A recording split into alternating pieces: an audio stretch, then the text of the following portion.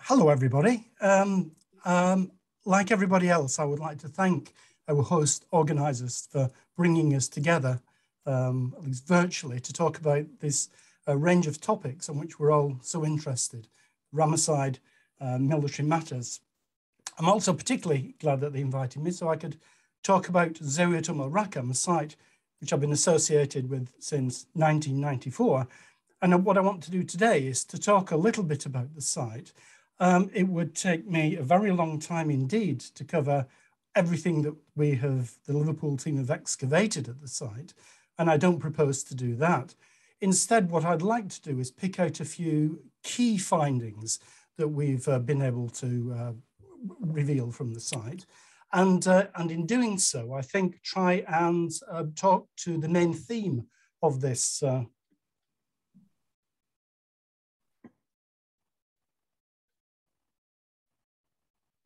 Here we are. Okay, you can see it and you can hear me, yes. I hope? Yes, wonderful. Marvelous. Right.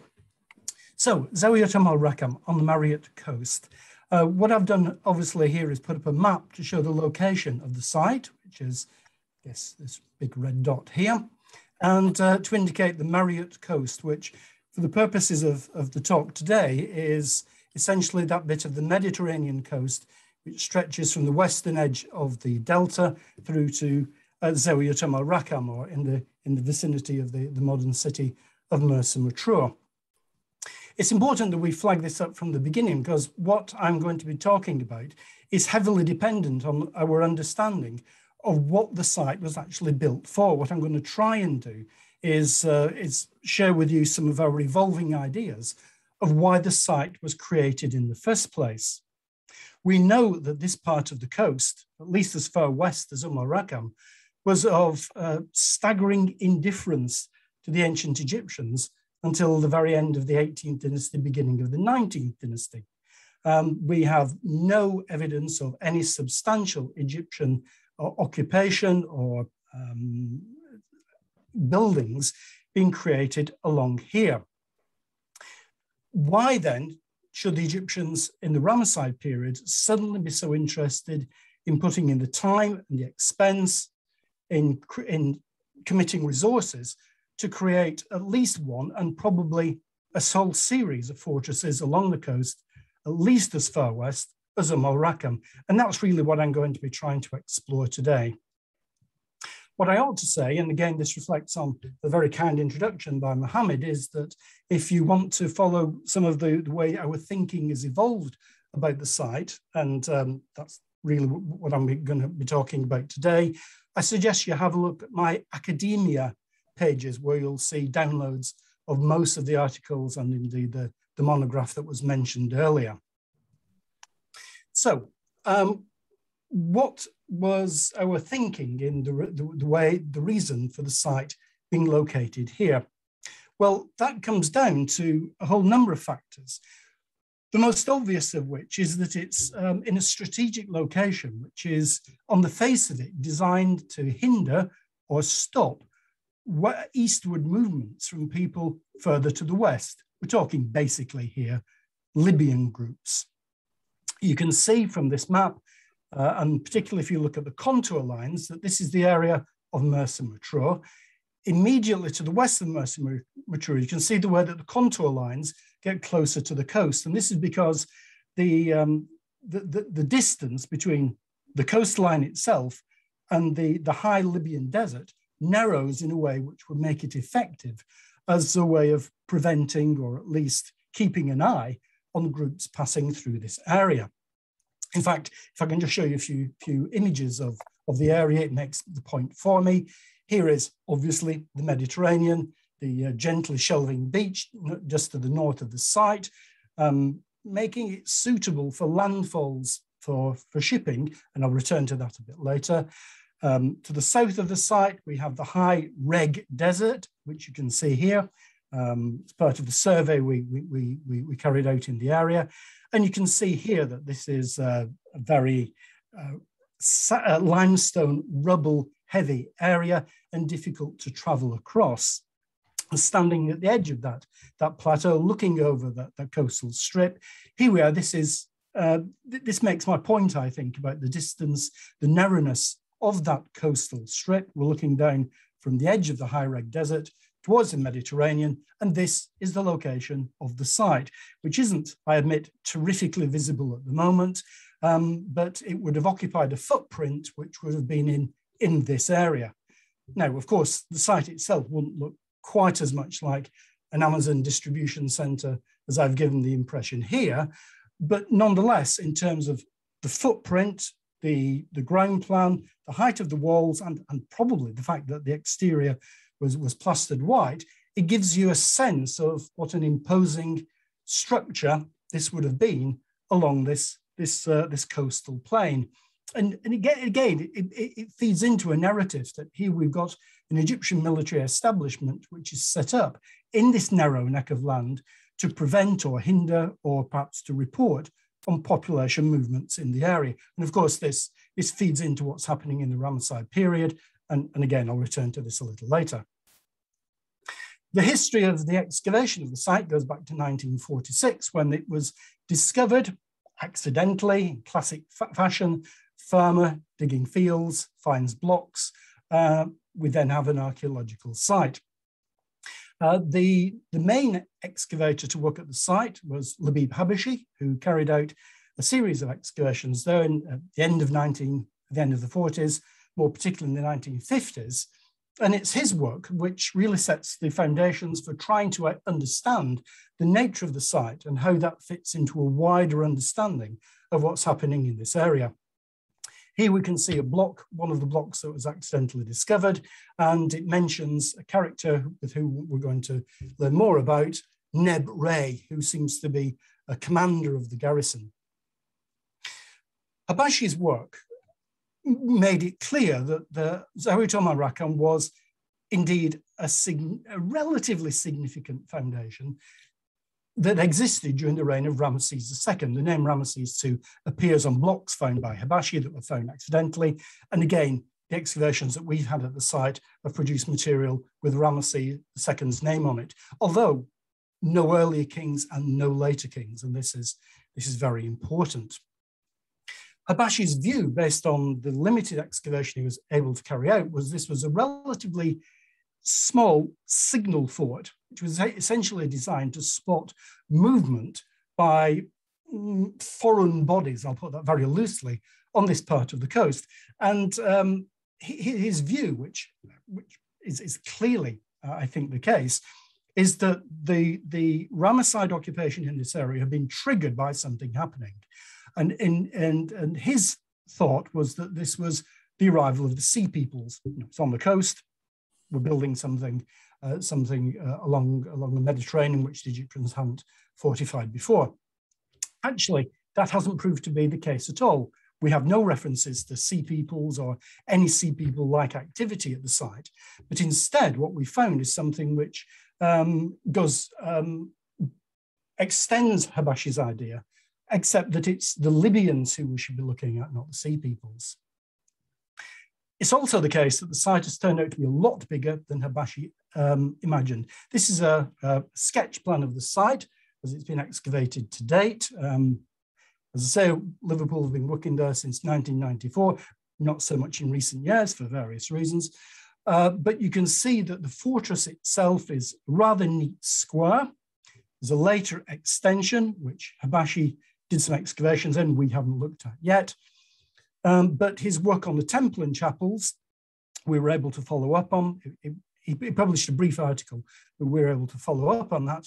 And the other areas that we've been able to excavate and explore are a series of magazines to the north of the temple area, a large provisioning area, Area K and Area H, which are in the southeast of the site, and Area N, which looks as though it's a governor's residence of some kind. I'll come on to that a bit later. But the overall sense that you get from this very simple plan is that it's a regular square. It has big, thick mud brick walls, and it's got a single heavily fortified gate. In short, this is a fortress which is built with really heavy duty capabilities in terms of defending itself from attack. It's also somewhere which has clearly been built for long-term occupation. And we can see this by the effort that's been to create really substantial structures within the site, most notably the temple. As I said earlier, the main defensive structure, the main external wall is made of mud brick, as are many of the buildings within the fort. But this temple, this is what we're looking at here, is made out of large slabs of local limestone. Unfortunately, it's rather badly weathered because of the really heavy rainfall that this part of the coast regularly gets. But you can see even from this that this was intended to be a really quite substantial structure, which, as I say, speaks to the idea that it is there for long-term occupation and for use by an Egyptian garrison. Our work on the defences of the site show that it was indeed really heavily defended, not just by the mud brick wall, but the geophys work that we had done at the site shows a series of what you're looking at down here in particular are a series of massive moats built around the site, particularly at the southern edge. So once again, the idea that this is a really heavily defended site against a threatening enemy is very important. Here is the main gate, which was excavated by Hibashi, which we re-excavated. And this was interesting because it produced some inscriptional material which really casts light on what the function of the site might be and how it fits into a wider picture of Ramesside fortress building on this part of the Mediterranean coast. The most obvious thing one eye is drawn to in this image is the sides of the gate, which have Ramesses II cartouches. But one of the things we excavated in this area, as we did in different parts of the site, was that although most of the buildings are of mud brick and have been heavily decayed, the limestone doorways around these buildings often survive. And these are two doorways which come from this gatehouse complex. And they, unlike most of these gateways, they talk about there's a lot of smiting and trampling going on. And the people who are being smitten and trampled referred to, and here on the left, we have the Chehenu. And the Chehenu and the Chemi, traditional Egyptian groups, Libyan groups, and by traditional, I mean people that the Egyptians had contact with since the early dynastic period, are not terribly surprising. But what you've got on the right is the reference to one of these new Libyan groups who appear end of the 18th, early 19th dynasties, especially the Meshwesh and the Rebu. We haven't had a reference to the Meshwesh at the site, but we do, as you can see here, have a reference to the Rebu, the Libu. And what this focuses on is to take us away entirely from, the early Sea People's idea and focus on this having as its focus something to do with Libyans. But what exactly is going on? Is this a fortress which is attempted to prevent large-scale Libyan invasions? By saying that, are we looking ahead to what's going to happen in the reigns of Merenptah and Ramesses III? What exactly is the site for, and why is it being built here at this time? But what we've also got from the gate is this. It's from the actual external face of the gate itself. Frustratingly, this is a broken inscription, but it refers, as you can see, to Menenu fortresses upon the hill country in the Chemi and the wells or pools which are within them. Now, this does a number of things. First of all, it, of course, refers to Menenu fortresses, plural. So it's talking about several Menenu fortresses, of which we assume, and I admit it's an assumption, el-Rakham is one of them. The fact that the term Menenu fortresses is important because, of course, a Menenu fortress is something which is large, substantial. It's effectively a fortified town rather than something rather more modest in size. So what this seems to talk about is a series of these large fortresses upon the hill country of the Chemi. And this too is important because this is a very rare example of an inscription mentioning the Chemi, which talks about it as being in the land of Chemi. So this is where we are. And it's really tempting to think of Menenu fortresses on the hill country of the Chemi as being a series of forts along the Mediterranean coast. The other thing that this inscription sent us off looking at and thinking about was its references to wells or pools or water, because one of the things which we've excavated at the site are a whole series of wells. And initially we thought that this was perhaps one of the key reasons for the building of the Umm el-Rakham fort here, in that it was controlling existing water sources. You can see once excavated, the wells are still usable. Actually, I think that's probably not the case. What became very clear to us was that well construction here is really easy. You just dig down 2 meters through the soft limestone, and this is clearly what's been happening in the fort, and you hit an aquifer, you hit groundwater. So, you know, the idea that we're controlling limited numbers of water sources probably isn't the case, which I used to think. But of course, what you've got here is control within the fortress of a key resource, which is of course fresh water, important, of course, for the garrison within. The other thing that Habashi did when he was talking about the Umm el-Rakham fort is mention other sites which he thought might be part of a chain, and in particular he referred to El Alamein and Gabaniyat as being places which have produced fragmentary Ramesses II material, blocks which come from buildings. Whether these are the original find spots is unclear, but they, together with the recent French excavations at Plinthine, suggest that maybe what we're looking at here is indeed a system set up along the Maryut Coast of a whole series of forts making their way, as I say, possibly one day's travel apart, as far west as Umm el-Rakham, possibly further, although I suspect not. The important thing to note is that these, well, certainly the Alamein material, Gabaniyat, el-Rakham, Plinthine less so, heavily associated with Ramesses II, as are the foundation or the refortification of sites along the Western Delta. Comfiren, which I refer you to recent work by the British Museum at that site, Tel Heboua. I refer you in particular to publications on work at the site by my colleague, Dr. Susanna Thomas. And what these seem to me to be is all part of a coherent program in the reign of Ramesses II to both fortify the Western Delta and increase Egypt's reach along the coast.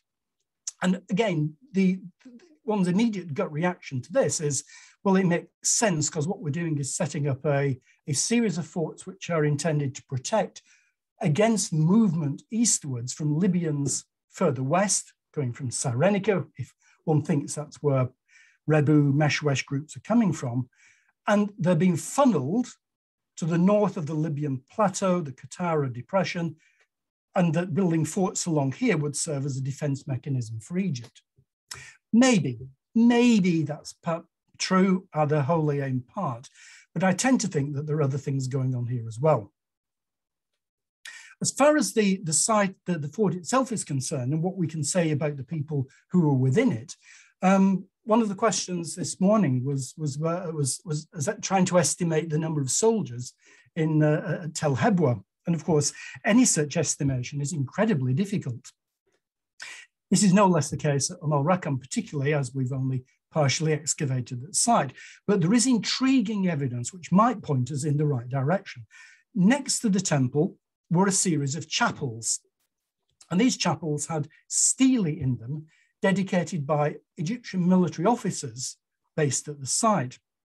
The most interesting ones belong to a series of standard bearers, and the standard bearer in the Ramesside period, of course, is an officer who's in charge of between 200, 250 men, a Sa regiment, if you like. While most of these stelae show individual standard bearers, and we can't really tell when they were at the site compared to each other, we have this one stela which has 2 standard bearers on it. I hope you can roughly make it out that it's really very badly weathered, but here is one of our standard bearers, and this is the standard. The one on the left is in poorer condition, but it raises the intriguing possibility that here at least are at least 2 standard bearers at the site at the same time. As I said, this is something of a guess.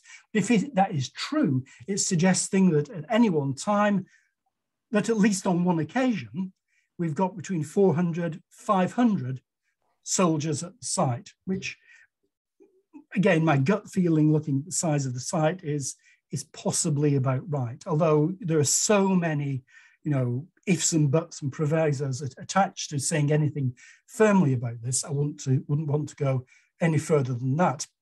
But it does indicate the idea of commitment on the part of the Egyptian state to putting in resources into this area.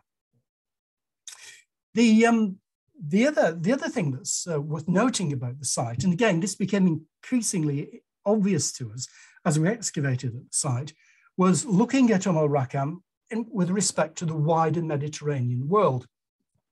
Now, on the earlier plan I showed, which I'm bringing up again here, I pointed out the modern city of Mersa Matruh, but also here, Bates Island.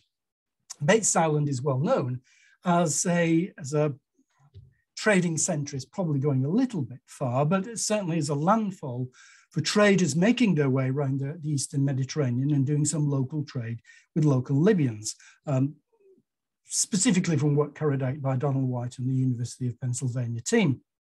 And what they discovered was that this site seemed to be, Bates Island seemed to be active towards the end of the 18th dynasty. And the important thing that came out of that was there doesn't seem to be any Egyptian direct involvement in the trade that's going on. So, this really emphasizes the fact that towards the end of the 18th dynasty, you've got no real Egyptian occupation or interest. And then in the Ramesside period, suddenly you've got all this heavy duty activity going on. So what's changed? What's happened? Well, I'm sorry, this is Bates Island, which, as you can see, is rather tiny site. Returning to Zawiyet, one of the things that we found in significant quantities is imported pottery. And by imported, I mean from all over the Mediterranean. This is one part of the site showing a whole series of partially intact and smashed Canaanite amphorae. We have large quantities of Canaanite amphorae and indeed other imported vessels. I'll just give you a few examples to show the range of material. On the left, another Canaanite amphora. On the right, we've got a courseware stirrup jar from the Mycenaean area of activity. We have on the left a Cypriot flask, on the right another Mycenaean vessel, a whole range of material which comes from, as I say, all over the Eastern Mediterranean. And what this does is plug us into the idea that el-Rakham is somehow involved with this wider world of trade and exchange. Now, there's been much debate as to exactly how this operates, and what I've got up here is the plan that comes from the publication of the site of one of the publications of the site of Komos on southern Crete, and why you might argue in detail about some of the routes which are shown here, and indeed for what we're talking about today, some of these place names are a bit anachronistic.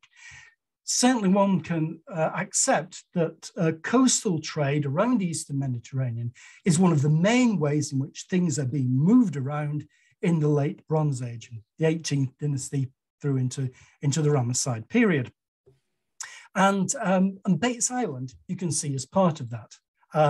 Komos might, if we're thinking about an anti-clockwise route, be an obvious jumping off point for traders making their way south across the Mediterranean to Egypt.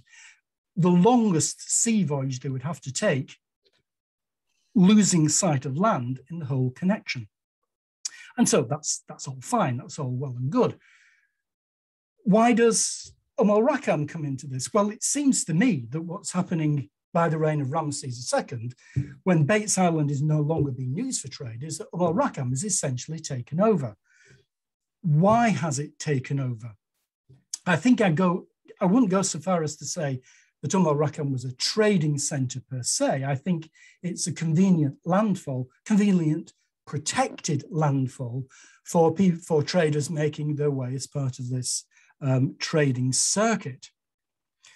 My feeling is that probably what's happening here, and again, you may well disagree with this, is that we're seeing so much of this stuff at el-Rakham as a small proportion of the foreign goods which are making their way not necessarily through el-Rakham, but through ships that are stopping off at el-Rakham.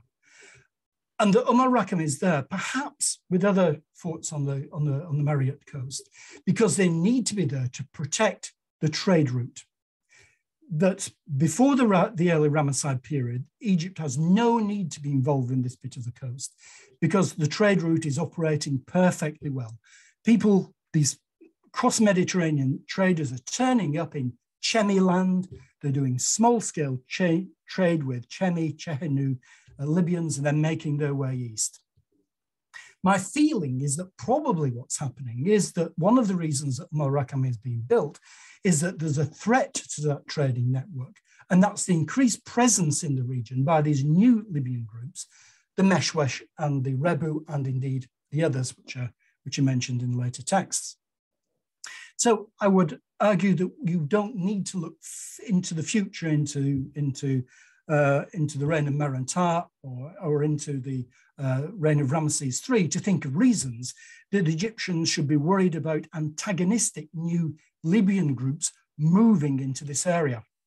And that perhaps the first thing which triggers an Egyptian response to this is not necessarily the threat to Egypt itself, which of course transpires later, although that may be part of it, but is more particularly connected with protecting this trading route, which isn't just vital to Egypt, which is also vital to all the other states that are involved in this trading circuit. The other thing I'd briefly like to flag up is the way that the site is provisioned itself. How does it operate? How do these large numbers of people within the fortress actually sustain themselves?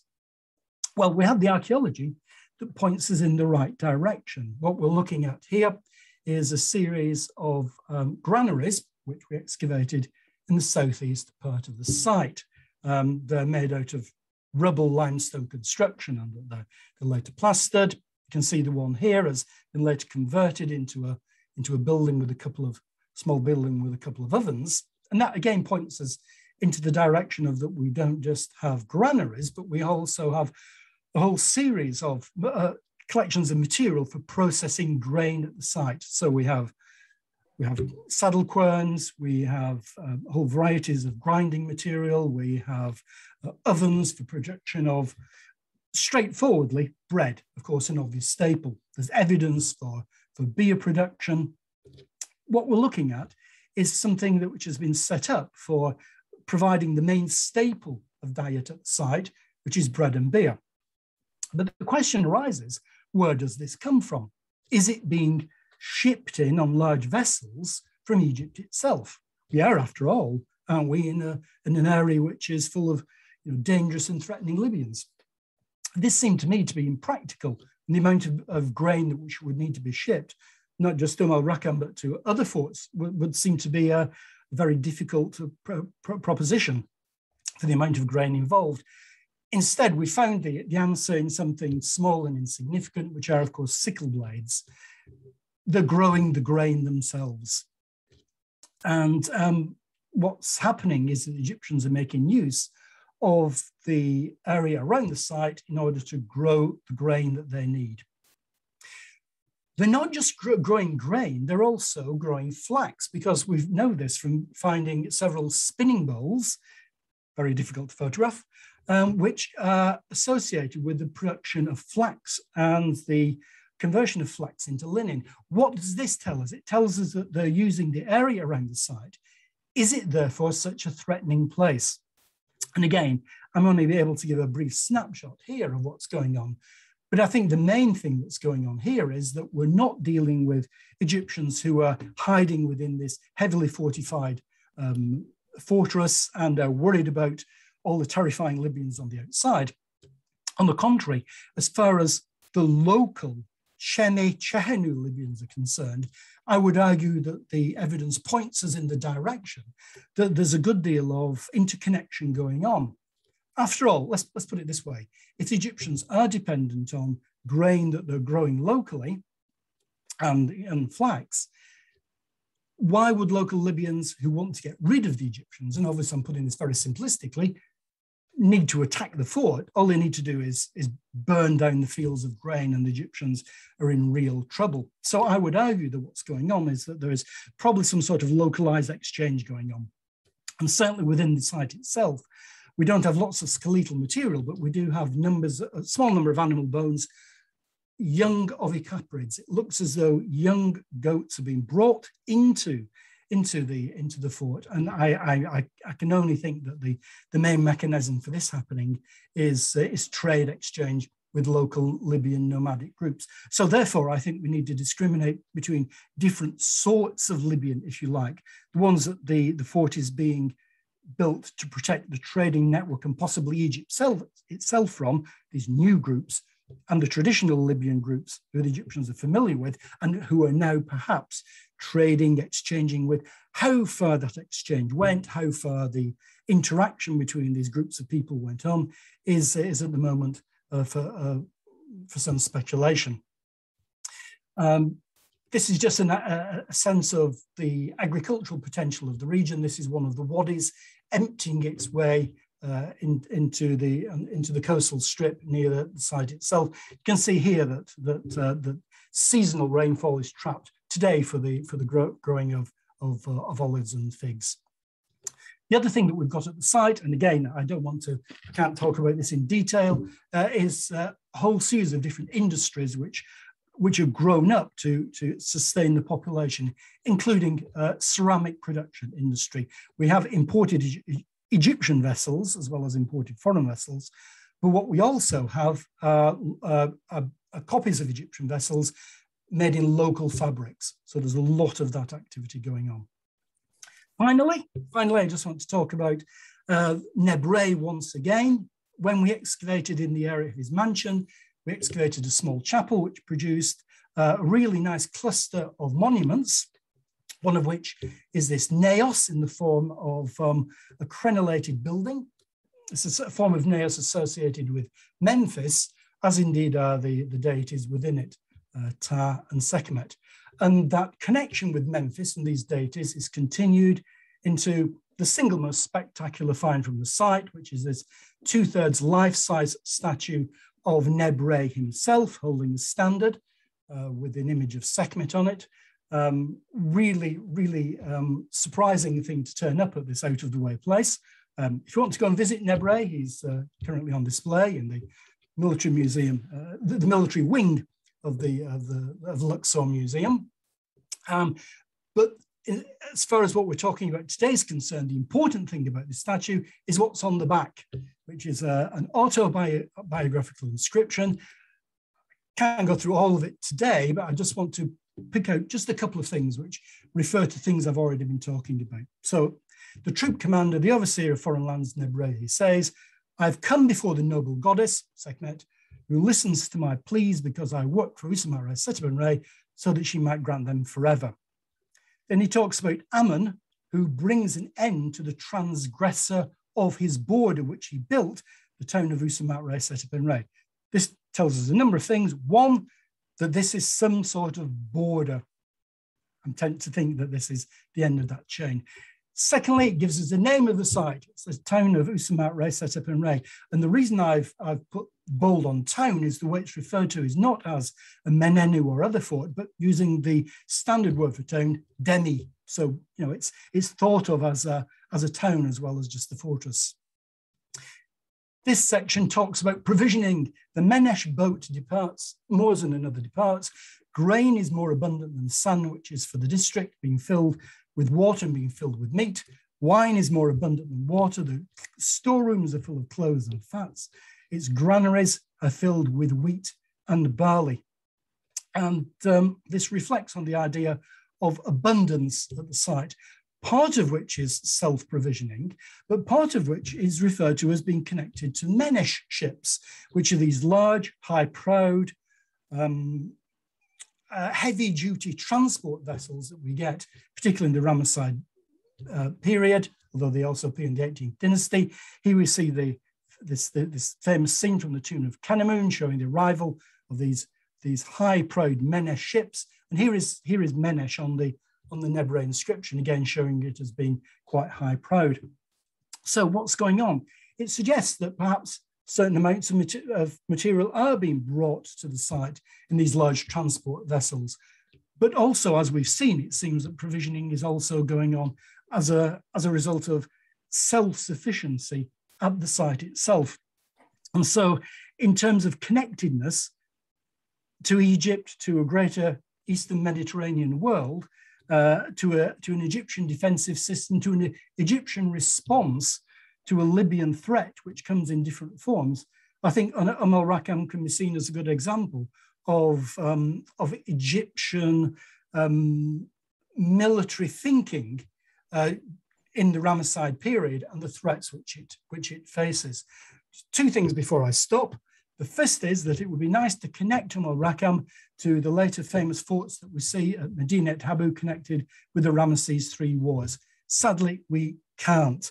As I said earlier, we have nothing earlier and nothing later than the name of Ramesses II at the site. So it looks as though what we're looking at Umm el-Rakham is an episode which is connected to his reign. When is it abandoned? I've no idea. Certainly, I would guess by year 5 of Maryut, if not earlier. So what we're looking at, as I say, is a snapshot of an episode of Ramesside thinking, reflecting a threat which takes place at a particular period. One final thing before I will stop is that it would take me again a very long time to thank all the people who'd worked at Umm el-Rakham. I'm obviously presenting this as though this is all my own entire work, and of course there's a vast thing behind me. I can't name all of them, but in terms of what I'm talking about today, I would particularly like to give my thanks to Ashley Cook, Glenn Goddenhoe, Nikki Nielsen, Susanna Thomas, and Penny Wilson. And now I will stop. Thank you for listening.